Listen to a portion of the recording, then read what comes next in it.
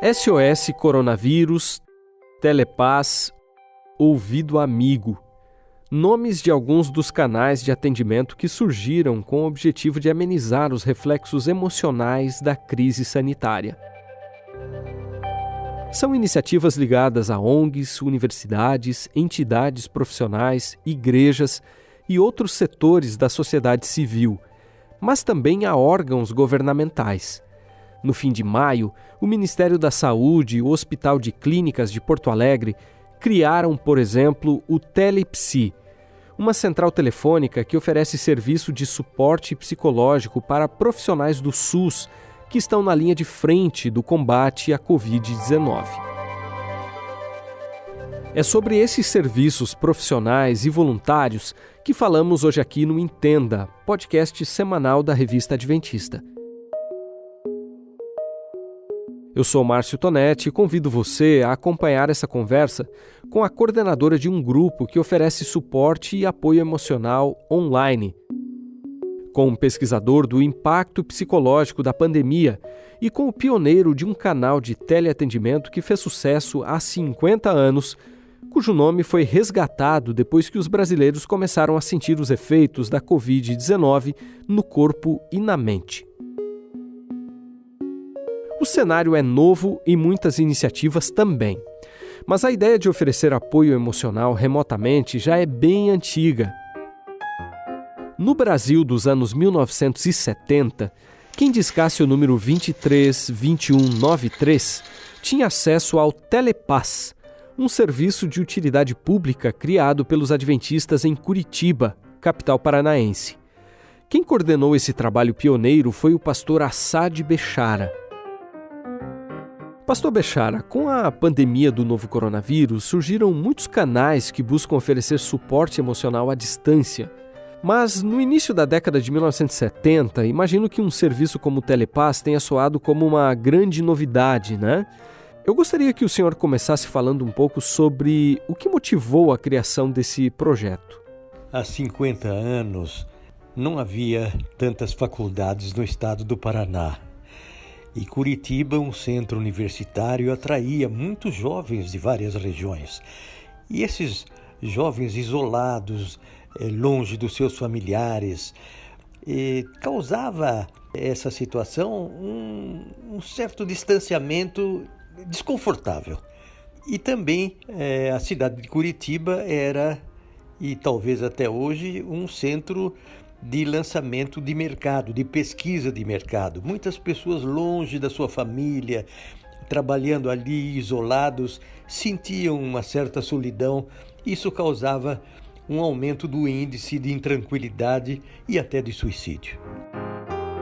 Um grupo de irmãos chegou para mim, irmão Darcy Menegusso, Dr. Paulo Passos, mais o Elon Garcia e irmão Amadeu, e disseram assim, Bechara, vamos fazer um projeto aí para ajudar essas pessoas. E nós formamos uma equipe para lançar o Telefone da Paz. Colocamos uma secretária eletrônica com um número e tivemos uma repercussão maravilhosa. Em pouco tempo nós tivemos que passar para 4 secretárias eletrônicas, porque a demanda se tornou muito grande. O senhor me disse em off que, no início, as linhas telefônicas ficaram congestionadas e que, graças ao apoio da Telepar, estatal que operava na época o serviço de telefonia no estado do Paraná, foi possível ampliar a capacidade de atendimento. Como funcionava esse sistema e até quantas chamadas simultâneas ele era capaz de receber? Pois bem, o serviço constituía no seguinte: nós gravávamos uma mensagem de 1 ou 2 minutos na secretária eletrônica e deixávamos o espaço para ele, o consulente, responder se precisava de mais atenção numa emergência, e nós estaríamos ali de plantão. Acontece que logo de início aumentou o índice de ligações e nós tivemos que passar de uma secretária eletrônica para 4. E assim mesmo, a receptividade era tão grande que não demos vazão à demanda. E decorridos algumas semanas e até meses, a Telepar nos chamou e disse: olha, são milhares de ligações, vocês estão congestionando o tronco. Vocês precisam ou fecha esse serviço ou aumentam. E nós estamos oferecendo 20 linhas gratuitas para vocês prestarem esse serviço. É um trabalho que nós avaliamos como importantíssimo e a cidade está tendo. É o telefone mais procurado da cidade. E assim a igreja fez um trabalho lindíssimo durante os anos a partir de 1970. O senhor me contou que, com o tempo, muitas pessoas passaram a ir ao templo em busca de aconselhamento. Que impacto essa iniciativa teve na sociedade curitibana e como que a comunidade adventista local se organizou para atender essa demanda?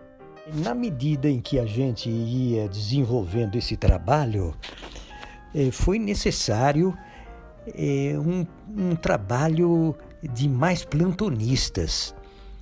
Então nós tínhamos aproximadamente 30 plantonistas e passamos a ficar a noite inteira. Abrimos a igreja em 1971, os 365 dias de portas abertas, nunca fomos assaltados. A gente acendia as luzes do batistério, as arandelas das paredes, e as pessoas vinham não somente para buscar conselho, mas vinham orar, se ligar com Deus, membros da igreja e pessoas da comunidade, pessoas da sociedade de Curitiba. Eu quero ressaltar um caso, um momento assim de grande emoção. A família de um médico, um estudante de medicina que havia se suicidado, a família estava numa tristeza muito grande. Era a véspera de Natal, não sabiam o que fazer, aonde vamos descarregar a nossa tristeza. Foram à casa de Deus e ali abraçados choravam, mas nós tínhamos um plantonista, um dos anciãos, que foi confortar essa família que estava completamente desolada. Esse trabalho foi um trabalho extremamente apreciado e foi crescendo, e nós passávamos a noite, quando chegava o meu turno, passava com a família. Foi uma bênção muito grande servir a Deus naquela fase de desespero da cidade. Mais tarde, essa ideia foi replicada em grandes igrejas adventistas do Rio de Janeiro, São Paulo e em outras cidades espalhadas pelo país.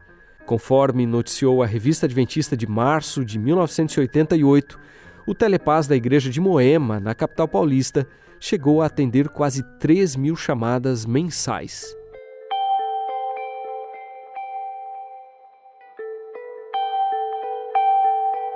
Pois é, e se esse serviço fez sucesso há 5 décadas, durante a pandemia do novo coronavírus não faltou quem se inspirasse na ideia. Em maio, por exemplo, a Igreja Católica de Porto Alegre e a PUC do Rio Grande do Sul lançaram um canal de assistência espiritual à distância com o mesmo nome. A Prefeitura de Curitiba, onde o projeto nasceu, também resgatou a proposta, que, conforme disse a Margarete Cristina Bolino, coordenadora do serviço, em uma entrevista à CBN Curitiba no fim de abril, é a seguinte: se trata de uma escuta, né, de um acolhimento das questões emocionais que as pessoas têm nos colocado, na tentativa de tentar amenizar e trazer algum conforto emocional para elas. Em sua página na internet, a Prefeitura de Curitiba deu o devido crédito ao informar que, abre aspas, o nome Telepaz foi emprestado de um serviço criado no início dos anos 1970, na Igreja Adventista do Sétimo Dia pelo pastor Assad Bechara. O projeto foi conduzido então por Vade Bechara e sua esposa Lídia. Tratava-se de um sistema de mensagens de fé, conforto e esperança por telefone. Fecha aspas. Naquela época, nem todo mundo tinha telefone, mas hoje a maioria dos brasileiros possui celular e utiliza aplicativos como o WhatsApp, o que amplia o alcance de projetos como o SOS Coronavírus, uma rede de assistência online que desde 23 de março já atendeu mais de 30 mil pessoas. Essa iniciativa inspirou o programa Ouvido Amigo, que é coordenado pela sede sul-americana da Igreja Adventista e já conta com mais de 820 profissionais voluntários cadastrados em 8 países da região. A Andréia Almeida Rojas, que entrevistei para a edição de maio da Revista Adventista, coordena um grupo de aproximadamente 100 psicólogos que tem atuado por meio do site fabricaderelacionamentos.com.br e do WhatsApp. Ela é a segunda entrevistada de hoje. Andréia, eu gostaria que você falasse um pouco sobre a mobilização e o preparo da equipe que coordena. No fim de maio, o Conselho Federal de Psicologia criou um grupo de trabalho para orientar a categoria a respeito da assistência remota, né? No caso de vocês, também foi preciso algum trabalho prévio para atender a uma situação tão específica e inusitada? Então, Tonete, sim, nós tivemos um trabalho de preparo dos voluntários, até porque esse tipo de projeto, ele não é um projeto que oferece a psicoterapia, ele oferece um espaço de escuta e suporte emocional. Então, os profissionais precisam entender como se dá esse trabalho, o que eles vão oferecer para as pessoas através desse suporte. Então, esse tipo de atendimento, ele é mais curto, ele se dá através do WhatsApp, ele é feito por mensagens ou áudios, ele dura no máximo 30 minutos. Pode ser que exista um segundo ou terceiro atendimento, mas isso é de cada caso, o profissional vai avaliar, vai deixar essa disponibilidade para o usuário, e ele não vai atender, ele não vai cuidar, melhor dizendo, das queixas ligadas à história de vida dessa pessoa. Mas, ao mesmo tempo, os nossos profissionais, eles acabam recebendo pessoas que estão ali tentando tirar a própria vida, que estão sendo vítimas de abuso, de violência, então eles precisam saber como manejar essas situações dentro da proposta do nosso trabalho, do nosso projeto. Então, tudo isso envolve um preparo. Existem questões que estão surgindo conforme nós vamos avançando, né, no tempo de distanciamento social, como o luto, né, as pessoas que estão perdendo entes queridos, as pessoas que estão com medo de estarem contaminadas e passarem por uma situação mais grave. Então, como manejar cada uma dessas situações que vão aparecendo? Então, nós temos uma cartilha que norteia o trabalho e de tempos em tempos nós fazemos reuniões, atualizações para ajudar a sanar, né, as dúvidas dos profissionais, e temos também supervisores que vão cuidando de grupos de profissionais e dando essa assistência mais de perto. Em uma live transmitida no fim de maio pelo Instagram do Convida, programa da Universidade Federal do Paraná na área de suporte emocional, a professora Sabrina Stefanello levantou a seguinte questão. Uma das coisas, eu acho, fundamentais e que primeiro a gente precisa se perguntar, e aí é cada um de nós com a gente mesmo, eu estou conseguindo ajudar alguém nesse momento? Eu estou bem o suficiente? Ou no momento em que eu percebo que alguém está precisando de ajuda, eu estou disposto? Eu consigo fazer isso? Porque a gente precisa estar disponível para ajudar o outro se a gente pretende fazer isso. E aí, independe se eu sou gabaritado para ajudar, se eu sei exatamente o que fazer ou não.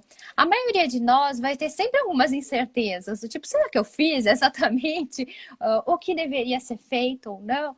Mas estar disposto é essencial. Pegando o gancho, Andréia, desse comentário dela, eu queria passar uns minutinhos falando sobre o fato de que alguns canais de apoio emocional abrem espaço para o engajamento de pessoas sem formação universitária, mas com disposição para ouvir. É o caso do CVV, né? O Centro de Valorização da Vida, que com seus 4.200 voluntários espalhados pelo Brasil, realiza cerca de 250 mil atendimentos por mês, segundo dados que a assessoria do próprio CVV informou. Eu te pergunto então, como tornar assertivo o trabalho desses voluntários? Quais aspectos éticos, por exemplo, levar em conta na abordagem ao tentar ajudar quem está sofrendo de ansiedade ou com medo de ficar doente ou ainda de perder alguém? Iniciativas como essa do CVV, elas são muito bem-vindas, porque as pessoas estão ansiando por alguém que as escute, alguém que se disponibilize a dar, né, atenção, principalmente atenção através da escuta. E quando você se dispõe a escutar, isso não quer dizer que você vai conseguir amenizar toda a angústia, tirar a ansiedade, muito menos tratar as questões que as pessoas estão trazendo, né? Mas usar da empatia, se colocando no lugar do outro, acolher a dor, acolher aquilo que ele está contando e principalmente, né, ter uma escuta ética, com respeito, sem julgamentos, principalmente sem compartilhar com terceiros, né, aquilo que o outro depositou com confiança, né, sobre você, poder oferecer, além do acolhimento, palavras de encorajamento, de motivação, podem fazer diferença, sim, para aquele que está angustiado, para aquele que está sofrendo, até porque quando ele fala, né, ele também se escuta, e ele pode encontrar neste processo caminhos que ele ainda não tinha se dado conta, né, de que existiam ali muito próximo a ele. Então, esse trabalho voluntário, essa iniciativa de poder se disponibilizar, doar seu tempo e principalmente doar a sua capacidade de escutar, pode sim fazer a diferença na vida de muitas pessoas.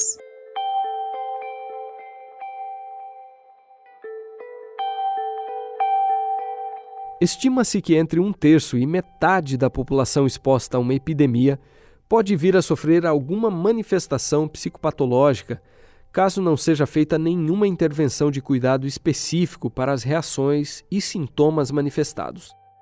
Os dados são de um guia sobre o coronavírus e a saúde mental publicado pela Fiocruz.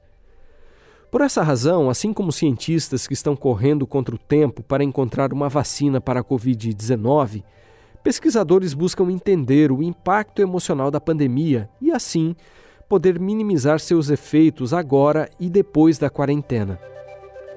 Um estudo envolvendo universidades de 26 países, incluindo o Brasil, está investigando, por exemplo, os reflexos psicológicos da pandemia de Covid-19 nos profissionais da saúde. Já uma pesquisa da Faculdade de Medicina da Universidade Federal de Minas Gerais, em parceria com a Associação Brasileira de Psiquiatria, quer mapear o impacto psicológico da crise sanitária na população brasileira em geral. Aliás, você pode participar dessas duas pesquisas acessando os links que deixamos na descrição do episódio. Na Universidade Estadual do Rio de Janeiro, a UERJ, o Dr. Alberto Filgueiras é quem coordena outro estudo sobre o comportamento da população durante o período de isolamento social. E é com ele que eu converso na última parte deste episódio. Dr. Filgueiras, alguns dados preliminares divulgados no início de maio e com base nas respostas de 1.460 pessoas, mostraram que o número de casos de depressão havia praticamente dobrado e que as ocorrências de ansiedade e estresse tinham aumentado 80% no primeiro mês de quarentena, ou seja, de março para abril. De lá para cá, o que os seus estudos têm indicado, professor? O primeiro ponto é que, nesse momento, não estamos coletando mais dados, tá? Então, nós fizemos a primeira coleta de dados em março, a segunda coleta de dados foi em abril, e precisamos de um tempo para poder fazer análise de dados, compilar a base de dados. Então, nesse momento, não estamos fazendo novas coletas. Vamos iniciar uma nova coleta na próxima semana de junho, dado que parece, pelo menos é o que sugere a curva atual da pandemia, parece que a pandemia está se aproximando do seu pico. Então, nós tínhamos o interesse de investigar como é que as pessoas estariam sentindo durante o pico da pandemia. Então, para fazer esse acompanhamento, a gente aguardou essa aceleração da curva e agora parece que a curva está desacelerando um pouco, pelo menos. Então, dada essa desaceleração da curva, que ainda está em crescimento, mas o crescimento é menor do que anteriormente, do que nas semanas anteriores. Provavelmente semana que vem vamos coletar mais dados, tá? E isso faz com que a gente, nesse momento, só tenha o panorama que a gente teve de abril, né? Que é o panorama do aumento aí, foi bem significativo das patologias da depressão, da ansiedade e do estresse agudo. Em matéria publicada no dia 26 de maio no site da Universidade Federal de Minas Gerais, Débora Marques de Miranda, professora do Departamento de Pediatria da Faculdade de Medicina da UFMG, disse o seguinte, abre aspas para ela: "A escalada desta pandemia é única, assim como seus efeitos imediatos e de longo prazo são inéditos. O cenário de incertezas é enorme, há risco de vida, sem perspectiva de término e riscos econômicos. Essas características tornam essa situação um potencial estressor em escala mundial." Fecha aspas. A partir dessa fala, eu gostaria de entrar um pouco no que os especialistas têm chamado de transtorno do estresse pós-traumático. Professor Filgueiras, é possível que, assim como no pós-guerra, vejamos um cenário semelhante em termos de danos à saúde mental no contexto pós-pandemia? Bom, Tonete, é muito difícil você saber se de fato vamos encontrar um cenário como o pós-guerra, né? Até porque é pouco provável que, mesmo com a escala que nós tivemos da pandemia, que o cenário seja de mortes semelhantes às mortes da guerra. Vou dar um exemplo muito simples. Nas guerras é mais comum que você tenha uma perda muito grande de homens em detrimento a mulheres. A maioria dos soldados são do sexo masculino. Então existe uma ausência muito grande de pessoas do sexo masculino nas populações pós-guerra. Não é o caso. Aparentemente não é isso que vai acontecer nesse momento. A Covid, ela acomete tanto homens quanto mulheres, quanto crianças, quanto idosos. Então ela não escolhe, né? Diferente da guerra, que as pessoas são escolhidas, né? Então, pensando dessa forma, eu imagino que o cenário vai ser diferente, mas não significa que vai ser um cenário menos grave em termos de patologias do ponto de vista de saúde mental, tá?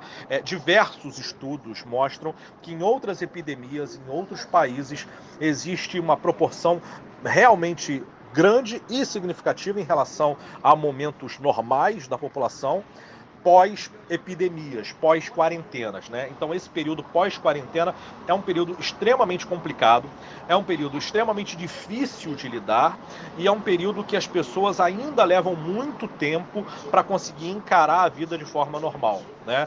Então a prevenção dessas demandas nesse momento é nevrálgica, tá? Sem essa prevenção, sem o cuidado da saúde mental nesse momento, nós vamos ver um crescimento de transtorno de estresse pós-traumático, eu não tenho dúvidas, dado que a gente já está observando o aumento dos casos de depressão, ansiedade e estresse agudo. Fechando a sua participação, eu gostaria de saber como você enxerga o trabalho que vem sendo feito pelos canais de suporte e apoio psicológico online durante essa crise sanitária.